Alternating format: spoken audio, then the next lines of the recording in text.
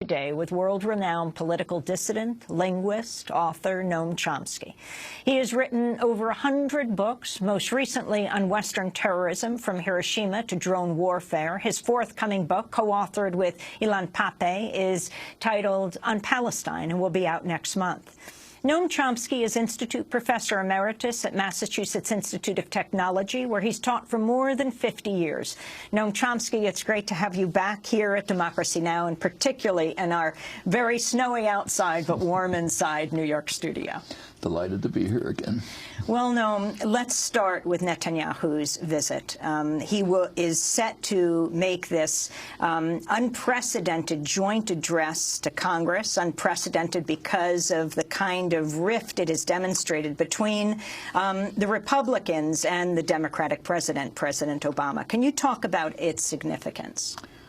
For both Prime Minister Netanyahu and the hawks in Congress, mostly Republican, the primary goal is to undermine any potential negotiation that might settle whatever issue there is with Iran. They have a common interest in ensuring that there is no regional force that can serve as any kind of deterrent to Israeli and U.S. violence, the major violence in the region. And it is, if we believe U.S. intelligence, I don't see any reason not to, their analysis is that if Iran is developing nuclear weapons, which they don't know, it would be part of their deterrent strategy. Their general strategic posture is one of deterrence. They have low military expenditures. According to U.S. intelligence, their strategic doctrine is to try to prevent an attack up to the point where diplomacy can set in. I don't think anyone with a gray cell functioning thinks that they would ever conceivably use a nuclear weapon or even try to. The country would be obliterated in 15 seconds. But they might provide a deterrent of sorts, and the U.S. and Israel certainly don't want to tolerate that. They are the forces that carry out regular violence and aggression in the region and don't want any impediment to that. For the Republicans in Congress, there's another interest, namely to undermine anything that Obama, the Antichrist, might try to do. So that's a separate issue there. The Republicans stopped being an ordinary parliamentary party some years ago. They were described, I think, accurately by Norman Ornstein, very respected conservative political analyst, American Enterprise Institute. He said the party has become a radical insurgency, which has abandoned any commitment to parliamentary democracy. And their goal for the last years has simply been to undermine anything that Obama might do in an effort to regain power and serve their primary constituency, which is the very wealthy and the corporate sector. They try to conceal this with all sorts of other means, and doing so they've had to, you can't get votes that way, so they've had to mobilize sectors of the population which have always been there but were never mobilized into an organized political force. Evangelical Christians, extreme nationalists, terrified people who have to carry guns into Starbucks because somebody might be after them, and so on and so forth. That's a big force. And inspiring fear is not very difficult in the United States. It's a long history, back to colonial times, of as an extremely frightened society, which is an interesting story in itself, and mobilizing people in fear of them, whoever them happens to be, is an effective technique used over and over again. And right now, the Republicans have their non-policy has succeeded in putting them back in a position of at least congressional power. So this the attack on, this is a personal attack on Obama and intended that way, is simply part of that general effort. But there is a common strategic concern underlying it, I think, and that is pretty much what U.S. intelligence analyzes, preventing any deterrent in the region to U.S. and Israeli actions. You say that nobody with a great cell thinks that Iran would launch a strike were it to have nuclear weapons, but yet Netanyahu repeatedly accuses Iran of planning a new genocide against the Jewish people. He said this most recently on Holocaust Remembrance Day in January, saying that the Ayatollahs are planning a new Holocaust against us. And that's an argument that's taken seriously here. It's taken seriously by people who don't stop to think for a minute. But again, Iran is under extremely close surveillance. U.S. Satellite surveillance knows everything that's going on in Iran. If Iran even began to load a missile, that is to bring a missile near a weapon, the country would probably be wiped out. And whatever you think about the clerics, the Guardian Council, and so on, there's no indication that they're suicidal. The premise of these talks, Iran gets to enrich uranium in return for a lifting of U.S. sanctions. Do you see that as a fair parameter? Does the U.S. have the right to begin with to be imposing sanctions on Iran? Doesn't. What are the right to impose sanctions? Iran should be imposing sanctions on us. I mean, it's worth remembering when you hear the White House spokesman talk about the international community wants Iran to do this and that. It's important to remember that the phrase international community in U.S. discourse refers to the United States and anybody who may be happening to go along with it. That's the international community. If the international community is the world, it's quite a different story. So 1 or 2 years ago, the former non-aligned movement, it's a large majority of the population of the world, had their regular conference in Iran, in Tehran, and they once again vigorously supported Iran's right to develop nuclear power as a signer of the Non-Proliferation Treaty. That's the international community. The United States and its allies are outliers, as is usually the case. And as far as sanctions are concerned, it's worth bearing in mind that it's now 60 years since, during the past 60 years, not a day has passed without the U.S. torturing the people of Iran. It began with overthrowing the parliamentary regime and installing a tyrant, the Shah, supporting the Shah through very serious human rights abuses and terror and violence. As soon as he was overthrown, almost instantly the United States turned to supporting Iraq's attack against Iran, which was a brutal and violent attack. The U.S. provided critical support for it. It pretty much won the war for Iraq by entering directly at the end.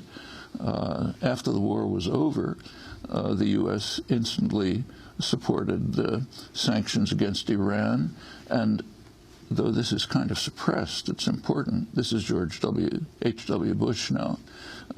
He was in love with Saddam Hussein. He authorized further aid to Saddam in opposition to the Treasury and others. He sent a presidential delegation, a congressional delegation to Iran. It was April 1989, headed by Bob Dole, the congressional leader. Iraq? Sent to Iraq? To Iraq, sorry, yeah. To offer his greetings to Saddam, his friend, to assure him that he should disregard a critical comment that he hears in the American media. We have this free press thing here, and we can't shut them up. But they said they would take off, from Voice of America, take off critics of their friend Saddam. He invited Iraqi nuclear engineers to the United States for advanced training in weapons production. This is right after the Iraq-Iran war, along with sanctions against Iran. And then it continues without a break up to the present. There have been repeated opportunities for a settlement of whatever the issues are. And so, for example, in, I guess it was 2010, an agreement was reached between Brazil, Turkey, and Iran for Iran to ship out its low-enriched uranium for storage elsewhere, Turkey. And in return, the West would provide the isotopes that Iran needs for its medical reactors. When that agreement was reached, it was bitterly condemned in the United States by the president, by Congress, by the media. Brazil was attacked for breaking ranks and so on. The Brazilian foreign minister was sufficiently annoyed so that he released a letter from Obama to Brazil proposing exactly that agreement, presumably on the assumption that Iran wouldn't accept it. When they did accept it, they had to be attacked for daring to accept it. It's 2012, there was to be a meeting in Finland, December, to take steps towards establishing a nuclear weapons-free zone in the region. This is an old request pushed initially by Egypt and the other Arab states back in the early 90s. There's so much support for it that the U.S. formally agrees, but not in fact, and has repeatedly tried to undermine it. This is under the UN auspices, and the meeting was supposed to take place in December. Israel announced that they would not attend. Question on everyone's mind is, how will Iran react? They said that they would attend unconditionally. A couple of days later, Obama canceled the meeting, claiming the situation's not ripe for it and so on. But that would be, even steps in that direction would be an important move towards eliminating whatever issue there might be. Of course, the stumbling block is that there is one major nuclear state, Israel. And if there's a Middle East nuclear weapons-free zone, there would be inspections, and neither Israel nor the United States will tolerate that. I want to ask you about major revelations that have been described as the biggest leak since Edward Snowden. Last week, Al Jazeera started publishing a series of spy cables from the world's top intelligence agencies. In one cable, the Israeli spy agency Mossad contradicts Prime Minister Netanyahu's own dire warnings about Iran's ability to produce a nuclear bomb within a year. In a report to South African counterparts in October 2012, the Israeli Mossad concluded Iran is not performing the activity necessary to produce weapons. The assessment was sent just weeks after Netanyahu went before the UN General Assembly with a far different message. Netanyahu held up a cartoonish diagram of a bomb with a fuse to illustrate what he called Iran's alleged progress on a nuclear weapon. This is a bomb. This is a fuse. In the case of Iran's nuclear plans to build a bomb, this bomb has to be filled with enough enriched uranium. And Iran has to go through 3 stages. By next spring, at most by next summer, at current enrichment rates, they will have finished the medium enrichment and move on to the final stage. From there, it's only a few months, possibly a few weeks, before they get enough enriched uranium for the first bomb. A red line should be drawn right here.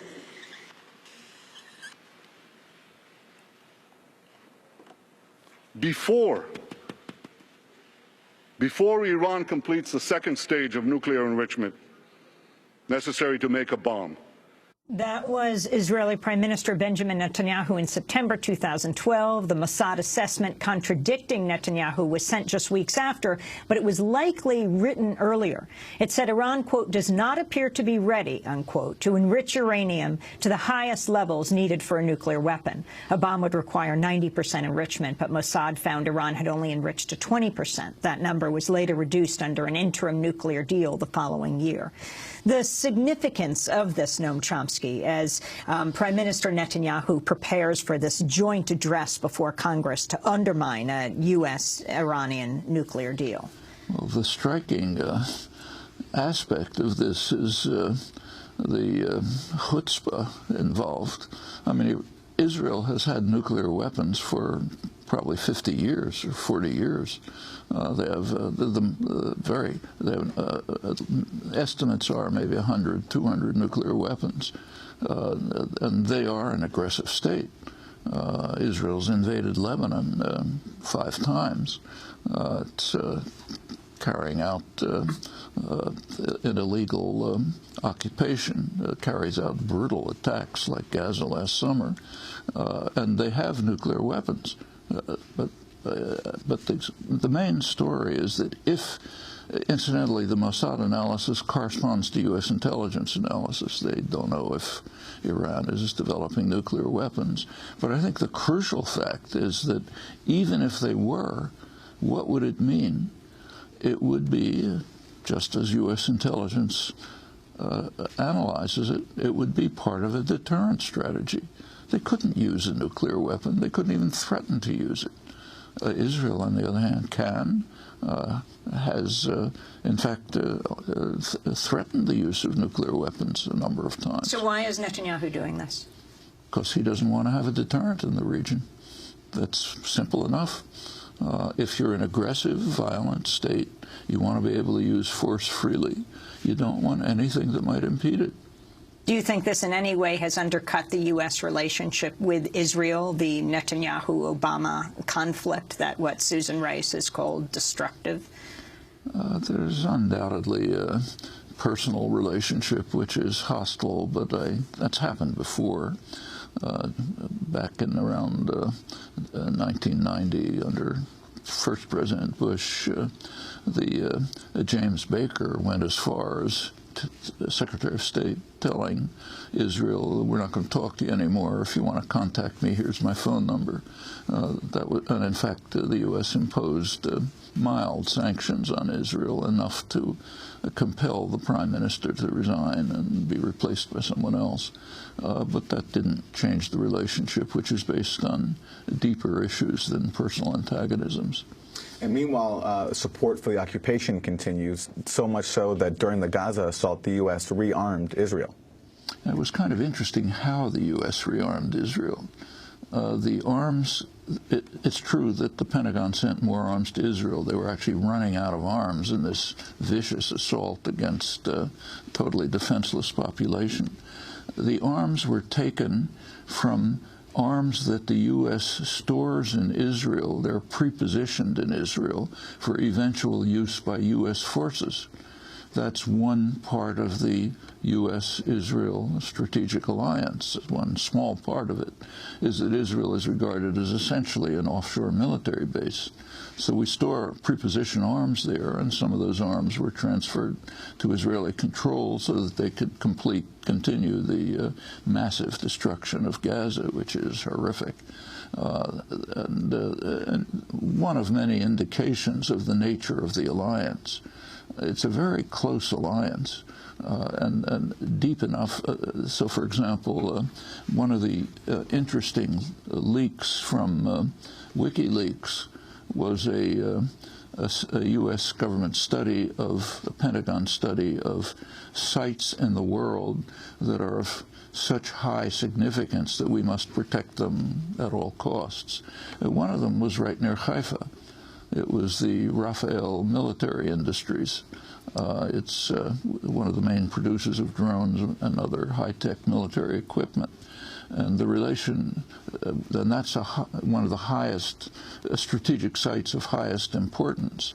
And in fact, the relationship is so close that Rafael actually transferred its management offices to Washington, where the money is and the contacts are. This is it's essentially an offshore military base in many ways, also a major source for U.S. investment. high-tech investment. So Intel, for example, is setting up its major new facility for next-generation chips in Israel. Warren Buffett just bought a big Israeli company. There are many very close relationships, and they're not going to be affected by a personal conflict between Baker and Shamir or Obama and Netanyahu. And the Obama administration has taken great pains, even as this division has taken place, to show its support for Israel. On Sunday, Secretary of State John Kerry said the U.S. has intervened on Israel's behalf hundreds of times in the international arena. Prime Minister of Israel is welcome to speak in the United States, obviously, and we have a closer relationship with Israel right now in terms of security than at any time in history. I was reviewing the record the other day. We have intervened on Israel's behalf in the last 2 years more than a couple of hundred times in over 75 different fora in order to protect Israel. That was U.S. Secretary of State on ABC's This Week, Noam Chomsky. One of them was actually received a fair amount of publicity because it was so remarkable. That was, I suppose, February 2011, roughly, at the UN Security Council. There was a resolution proposed to the Security Council calling on Israel to abide by official U.S. policy. The official U.S. policy is objection to settlement expansion. It's a pretty minor issue, incidentally. That's what's talked about. But the issue is the settlements, not the expansion. They're all illegal. They're criminal activities. They undermine any hope for any peaceful settlement. But U.S. policy is that settlement expansion is, as they put it, not helpful to peace. The Security Council proposed a resolution asking Israel to abide by official U.S. policy. Obama vetoed it. Yeah, that's real support for Israel. We're going to break and then come back to our discussion with the world-renowned political dissident, linguist, author, Institute Professor Emeritus at Massachusetts Institute of Technology, Noam Chomsky. Stay with us.